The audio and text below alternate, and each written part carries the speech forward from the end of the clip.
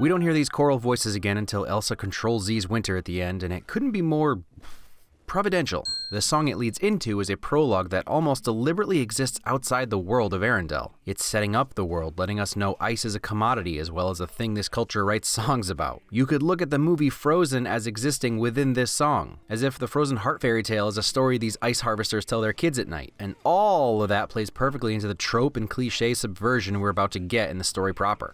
But it's also clear it's the same universe since Sven and Kristoff are cutting their teeth. Also, baby Sven is a wife win. And look at this animation. First, the ice stylized title card transitioning to real ice that the saw then penetrates, disturbing the water, creating air bubbles and letting the sun shine through the hole. Every piece is something that could be left out and no one would notice, but put it all together and it's art. And there's something so satisfying about the perfect imperfections that animation offers. The ice blocks aren't perfect, they have cracks and chunks missing, but every piece still fits inside that perfect cuboid in the channel they created. Horseshoe crampons. Beware the frozen heart. See what I mean? Good night, kids. Don't let the bed bugs bite. Beware the frozen heart. Do you want to build a snowman? Just this once and we'll never talk about it again, okay? I'm not about to ignore Snowflake and Snowball reflections in both their eyes. Even the skylights create snowflake-like fractal shapes. That's what you call a roguing. I recommend we remove all magic. A bit of a head-scratcher, weird solution, but first, magic, you know? And second, the trolls suck at this. It's not explained well, but I have to imagine the idea is that if Anna knows Elsa has powers, she'll convince her to use them again or tell someone about them. So he flashy things her brain. But don't worry, I leave the fun. When at first you're confused because you know that's Werner Herzog, but then it's actually Mance Rayder himself, Kieran Hines. But then you also realize that he's having a conversation with Calculon, and look, always hire Maurice LaMarche. Just be okay with me picturing any of his billion characters when he speaks. She can learn to control it, I'm sure. Yeah, that all adds up to about 2 wins. Do you want to build a snowman? See, they never talk about it again. It doesn't have to be a snowman. One thing a few of the songs have that I love is this making it up on the spot feel to them. Okay, bye. Hang in there, Joan. Another powerful woman who didn't need to be rescued by a prince. Is that a Mickey? I know there's a sense that things needed to be this way if only the fear part of Paw Patrol's speech had been more clear-cut, but it's also a heartbreaking look at a difference in nurture. Elsa and Anna were pretty much the same level of happy-go-lucky as kids, but it's clear that while love was never kept from Anna, Elsa wasn't so lucky. Obviously, her own fear created a lot of it, still paints a sad picture. You'll be fine, Elsa. Oh, will she? No one told you who was drawing you, did they? The good news is they didn't die in the shipwreck. They actually washed ashore with Anna and Elsa's baby brother. The bad news is that a leopard did get them later on. But the boy was fine, met some apes, he did all right. Just look up Chris Buck's IMDb if you don't know what I'm talking about. Do you want to build a snowman? Wade was right though, huh? Papa can't hear you, Anna. Visual language of this movie using ice to convey emotions. Share. Sharing. I may unlock your secrets and exploit your riches. Did I say that out loud? Alan Tudyk, you know you're always a win, especially with that magnificent mustache. And even when you're the reddest of red herring villains that ever did get dragged along a diversion trail. Yeah, that's a CinemaWins word etymology of the week. Well, now it's confirmed that Fred's family are descendants of Arendelle in some way. Statue of Hans, same painting. It's for the first time in forever. I know anyone with kids old enough to appreciate this movie when it came out probably can no longer agree with this, but First Time in Forever is a banger. This song is beautiful and also catches us up on both Anna and Elsa's last few years. I want to stuff some chocolate in my face. I don't know, they could be Sugar Rush Mountains. The colors are correct, but the girls love chocolate either way, so... Chocolate. I tell ya. Royals all clearly stick together. Rapunzel and Flynn apparently didn't have anything else going on today, and Cinderella and Tiana were invited. Makes you wonder what Arendelle has against Belle and Jasmine. Ooh, the two battling tones in the same song. Pieces of Let It Go mixed in, Elsa's freaked right out and Anna's ecstatic. Nothing's in my way. Ha, timing win. Hans is both literally and figuratively in the way of Anna finding love. And everything this movie does to lead you down a certain path starts right here with a classic meet cute. Look at the detail of the stitching and the shadows from the wrinkles on the fabric. The Duke of Weaseltown. Weaselton. It's Weaselton. Duke Weaselton. Like a chicken with the face of a monkey. You don't need to tell me, I'd recognize a chicken taunt anywhere. Your physique helps, I'm sure. Kristen Bell was such an amazing choice for Anna. Awkward is her wheelhouse. I've been searching my whole life to find my own place. Hans starts this love song by talking about finding his own place and gestures to Arendelle, not Anna. Love is an open Broken record here, but the music in Frozen is not a reason this movie is so loved. And what can I say? Hearing some of these songs for the 34th time makes you really appreciate the harmonies. We finish each other's sandwiches. Starting to think it's more about Portia de Rossi than Arrested. Finish each other's sandwiches. All my life has been a series of doors in my face. So of course she's gonna fall for a guy who agrees love is an open door. It's sweet until you start thinking about how base level that is. Just an open door? It works for Hans. Love is just an open door to walk through to achieve his goals of becoming king. Will you marry me? Even though you could brush the awkwardness off as just extra cute meet cute.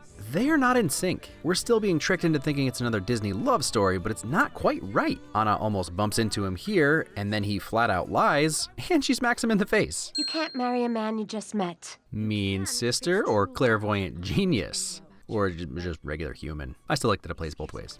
The whole accidental supervillain music with her cape whipping behind her is just magnifique. Even if she thinks she's letting go, the first thing Elsa creates is Olaf, one of the primary connections she has with her sister. Look, Idina Menzel's performance and voice and everything is just absolutely brilliant, but she really doesn't hold a candle to the wickedly talented Adele Dazeem. To test the limits and break through. I mean, it's in the song, but I love that she starts by just testing what she can do, so her stares are rough at first, but then it clicks and gets more refined as she goes along. Spiraling in frozen fractals all around. Way to go, Disney, even teaching kids about mathematical concepts. Let it go. I guess a lot of people weren't aware of the secondary power to ice powers, temporary hair phasing. Fun fact, it was undoubtedly done on purpose as a cheat because the hair rigging was probably giving them trouble. Also, a lot of people pointed that out, but no one seems to notice she teleports 15 feet from the balcony to behind the door in an instant. Again, this is why animation is incredible. No one notices, and it makes this moment slap. But no, Elsa, love is an open door. Oh, I get it. Woohoo! Hi, family! Good for you, shopkeeper. It makes sense that he honors the trolls, since finding love in this frozen wasteland would be a challenge, even with that beautiful beard. You mean to tell me you got engaged to someone you just met that day? Another rational person tearing Disney's love at first sight cliche apart. Even still, Anna's naivety makes sense since she's been trapped in the castle for years, probably watching Disney movies alone. Gunpowder-filled carrots. Just some good old-fashioned reindeer glee. Olaf? Perhaps obvious, but Olaf is pretty important. He represents the center of the Venn diagram between Anna's memories and how much Elsa's magic played a part in their relationship. I'll get more into it in the conclusion. Find out what happens to solid water when it gets warm. Love that he knows some of the finer details of his existence, but is also missing a few crucial ones. Whatever snow does in summer. Is it weird that he makes everything look like him in his fantasy, though? Like he knows he could be used to cool a drink down? Coppertone Sandbaby. You'll have to take my word on this one since I can't show you every Olaf scene, but the only time he bends his arms this dramatically is in the Summer Song Fantasy and when Kristoff bends them for him. Otherwise, they only ever slightly bend, but nowhere near close to 90 and never past. No, you've got the bark facing down. The bark needs to be face up. Yeah, if that's for indoor burning, you should just remove the bark to reduce creosote buildup on your flue. So good news, you're both wrong. Don't actually remove the bark from your firewood unless it's summer and slips off easily. The time wasted wouldn't be worth it. But for these guys who have nothing better to do and are looking to stay warm... The nicest, gentlest... Oh, look at that. I've been impaled. Astute observations. Just knock. Why isn't she knocking? Give us a minute. Okay. 1, 2, 3. So Olaf's 60 seconds is just about as accurate as mine. Wait, what is that? I'm distracted by the fantastic singing again, but I'm not about to ignore Anna's reflections in the ice. Something could be said about the words we choose. Call someone a monster enough, Monster! Don't be the monster they fear you are! and they may just start to believe it. Classic wintry mistake, Sven. Call back ingenuity. Look at the orange and pink of the sunset lighting up Marshmallow. Don't come back! You might be asking yourself why Elsa would send a monster after Anna that seems to want to kill her. First, Anna decided to cut the rope. He may have just lowered them down slowly. You don't know. But more importantly, it's a theme that Elsa's fear makes her lose control of her power and not even know what she's creating. She was surprised that Olaf was alive. It's a battle between her conscious and unconscious mind. Fine, I'm good. I've got a thick skull. I don't have a skull. Or bones. Honesty. They're also stubborn and heavy. I'm really heavy. Because they rocks. I passed a kidney stone. Because they rocks. I've learned to just roll with it. Because they rock. Aw, the trolls put Kristoff inside a heart. Get the Beyonce out of the way. But wait, now they want to murder Hans? Evil trolls or clairvoyant trolls? Maybe both. True love's kiss, perhaps? Perhaps. Key words from the unhelpful trolls. Disney's no slouch when it comes to action, and they never shy away from death. But we get a few tense moments for a children's movie, and they've already comically established what Elsa's icicles can do. Elsa's castle is like a mood ring that's blue when she's happy / empowered, red when she's scared, just like the troll predicted, and yellow when she's angry.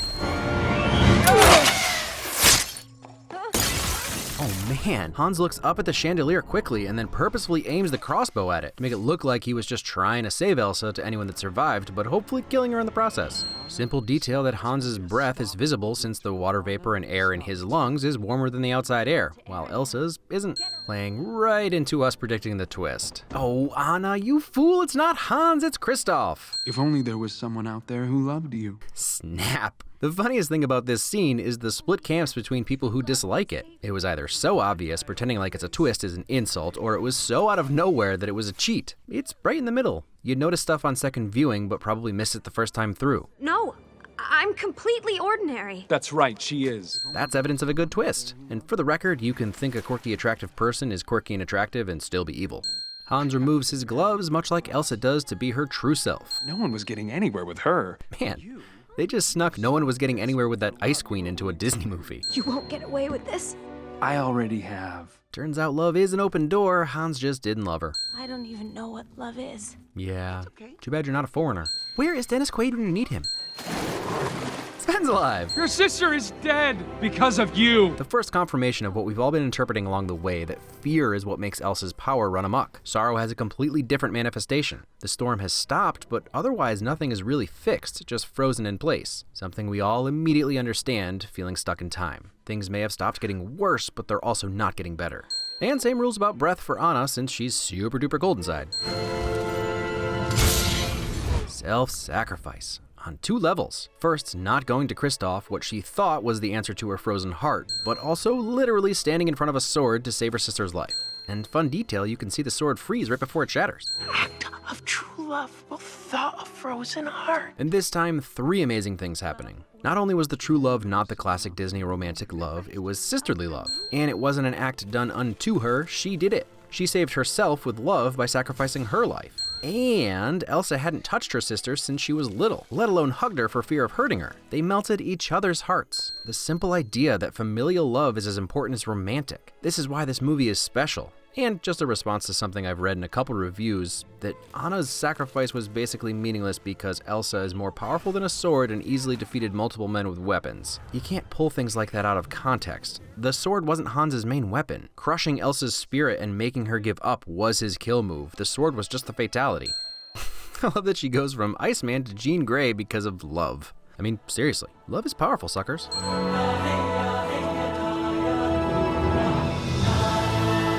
And now we get those heavenly choral voices from the beginning, which has the added effect of making the opening heartwarming. Hands down, this is the best. One last pun from Olaf. The only frozen heart around here is yours. Comeuppance-ish. Disney comeuppance. And hugging. Healthy pride. I knew Anna had the same phasing power as Elsa. Love? You can have both, or they can just date and see where it goes. Generosity. Oh man, same pose from Granddaddy's vision of her beauty. Just like to point out that Anna has never, ever, ever, ever been good on ice. Let's throw another win on there for Demi Lovato, as well as Kirsten Anderson Lopez and Robert Lopez for writing a literal cultural milestone of a song. It's an achievement no matter how much I just ruined your week. Let it go, let it go. I appreciate that, Disney. Aw, Queen Marshmallow. Frozen. Everyone loves Frozen, right? Well, to my surprise, no. And I think we all understand the backlash based solely on the popularity side, even if it's silly. Kids like pretty things and pretty songs. The music is phenomenal, meaningful, and catchy all at the same time. Kids made it a cultural phenomenon, which says very little about the movie. No offense to Baby Shark, but like, come on. Kids like what they like, and they also are extremely susceptible to fads. It's one of the main tenets of being a kid. My Elsa Trapper Keeper is better than yours. Kids still use Trapper Keepers, right? I'm sure there will be plenty of backlash in the comments under this video. Anything that gets this much love and obsession always will. Not even because everyone wants to be contrary, but when a movie is built up and it's all you hear about and then it doesn't resonate with you the same way, you get that, what's the big deal? And then months go by and people are still talking about it, and that meh feeling can turn to hatred. This movie's not perfect. We could have spent more time with Anna and Elsa's relationship. There's basically no lore, which I don't really mind, but we'll be happy to get more of in the sequel. And even though cliches are subverted really well, the parents still die, there is still a love story, and setting up the other love story subversion meant we spent most of the movie going along with the cliches. Kids 2 to 4 probably aren't always fully grasping that message. Most of these things still lean more positive for me, but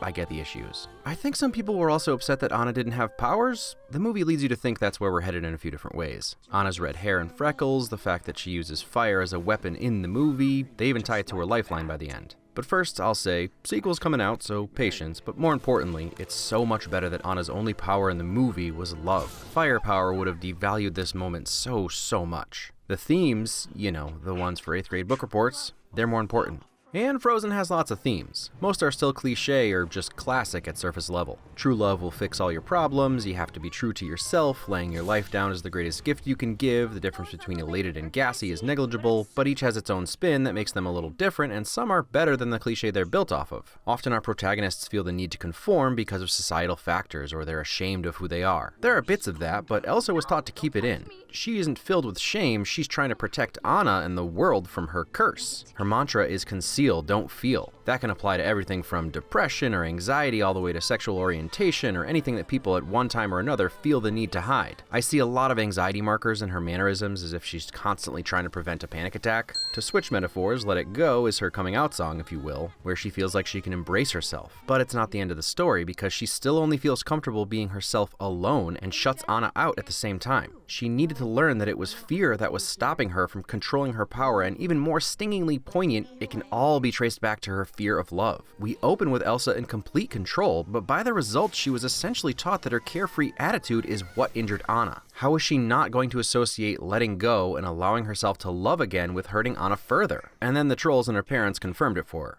I love that Elsa's story has the makings of an evil queen, but love proved more powerful. And I already praised it, but teasing that true love kiss trope to then give Anna agency and for it to be her act of love for her sister is, well, great. Specifically because of the context. The love at first sight, evil queen, dashing prince, magical trolls framework really only works in animation, and even more so, they're all Disney staples. So they flip those tropes that parents have slowly started to realize aren't always the best. Princess stories are fine, but if it's the majority of the characters our kids have to look up to, so, one step at a time. We did away with her being passive in her own story. I don't mean to be knocking on Disney. Movies are escapist fun, but I'm happy that my kids will have a variety of protagonists to look up to and learn from. Frozen is beautiful. DreamWorks usually gets the most praise for lighting, but because of the constant wintry white, the artists really leaned into using light to highlight accent color while not losing its properties, like when it illuminated Elsa's hair from behind, creating a haze and glow that's just glorious. The Anna-Elsa singing battles are engaging for musical enthusiasts, fun for kids, and always move the story forward. Plus, they're like 8 Mile level awesome. Kristen and Adina couldn't have been more perfect casts for their characters. I really wanted to make a Mindhunter joke about Kristoff because of Jonathan Groff, but it ended up being as difficult as Kristoff racing across the ice when no one was holding the fjord together. Josh Gad's Olaf was hilarious and not in an annoying way, which, when you see his character, subtle humor probably wasn't what you were expecting, but he gets quite a few laughs. He's really moving fast. I guess I was wrong. I guess Kristoff doesn't love you enough to leave you behind. And like I started to say earlier, the snowman is important. The trolls removed Anna's memories of magic, but left the fun, which is why Anna still recognizes Olaf. Obviously, kids don't need magic to build a snowman, but when you really start wrapping your head around the song, you realize that every time Elsa heard Anna singing it, it was a reminder that she hurt Anna. And the opening scene could be enough to convince Elsa that Anna only cared about playing with Elsa because of her magic. Elsa's first use of her magic was to build Olaf again because she'd been not letting go, i.e. holding back for so long. Going back to where she started made sense. But it also made Olaf a symbol of separation for Elsa. While the truth is that Anna's request and song never changed because she didn't need magic to build a snowman. And they didn't need magic to have a fun and loving relationship. It doesn't have to be this deep, but human relationships kind of always are. We can have the best of intentions. Do you want to build a snowman? And still be misinterpreted by our loved ones. Relationships are hard, yo. A few years ago, I mentioned Frozen in a video, and someone said it will be forgotten because it was just a carrier for a pop song. Truth is, even if that's true, I don't see anyone forgetting about it anytime soon. This is what we come to Disney for. A fun adventure engaging enough that the message it's all wrapped in will just ease into our kids' minds without them even necessarily needing to have the capacity to articulate what the message is. That's a terrifying statement when I hear myself saying it back, because toxic messages work like that too. Just pay attention to what your kids are watching, I guess. Anyway, keep calling me out when you don't get a teaser frame, because it's never my intention, but when you do 3 endgame videos in a row, it falls out of your brain. So next week is a new one that I saw much later than I wanted to. It's rough, I'd like to hold on to my dream, relaxing in the summer sun, just letting off steam.